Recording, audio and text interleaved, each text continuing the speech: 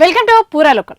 తెలంగాణలో మరోసారి ఆడంబరం లేకుండా విలువలకు ప్రతీకగా నిలిచిన పెళ్లి అందరి ప్రశంసలు అందుకుంటుంది. యాదాద్రి భువనగిరి జిల్లాలో ట్రైనీ ఐఏఎస్, ఐపీఎస్ అధికారులు అత్యంత సాదా సీదాగా వివాహం చేసుకుని సమాజానికి ఆదర్శంగా నిలిచారు.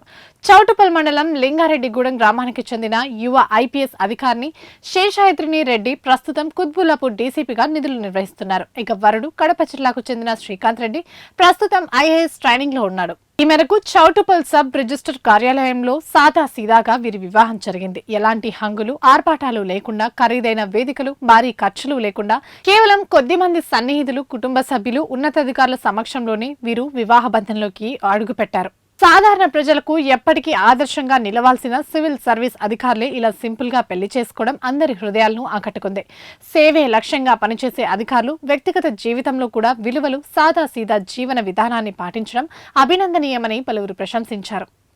ఇవి ఇప్పటివరకు అప్డేట్స్. మరిన్ని అప్డేట్స్ కోసం చూస్తూనే ఉండండి పూరా లోకల్.